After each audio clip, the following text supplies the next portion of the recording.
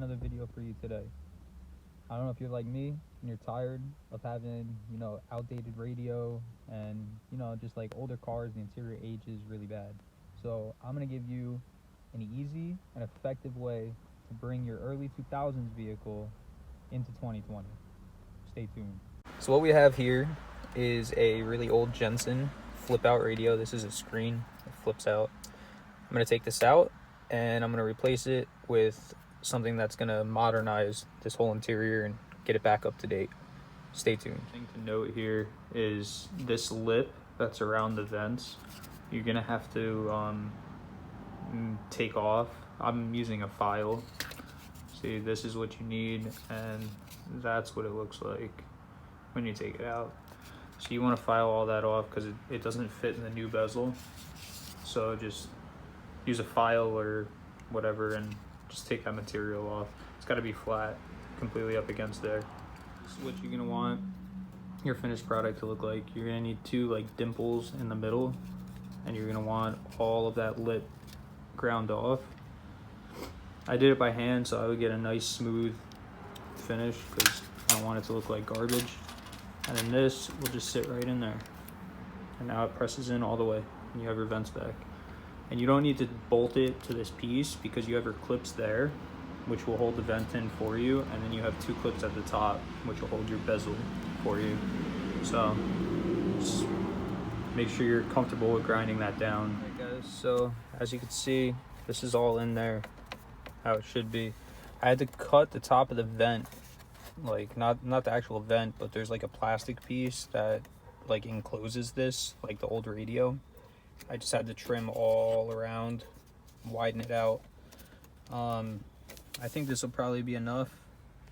I'll know tomorrow when I get the radio, but this is that's what you cut out the bottom right there. But this definitely takes some work to get done, so you definitely got to do a lot of trimming. But as you can tell, everything fits how it's supposed to now.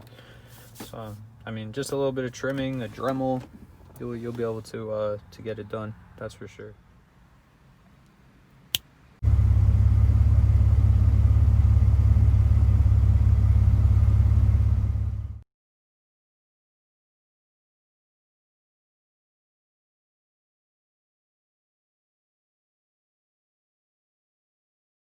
So as you can see guys, the radio's in.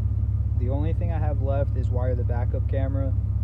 It's pretty late tonight and I really don't feel like tearing apart the interior all the way back to the tail lights. So I'm gonna wire that up tomorrow, but everything else is good. The Wi-Fi works on the radio, GPS works on the radio, Apple CarPlay works on the radio. It takes a lot of cutting to fit a double din in this dashboard, so don't get discouraged. It will fit. You got to mock it up pretty bad. Another thing is, once you go to a double din, there is no going back unless you replace your dashboard.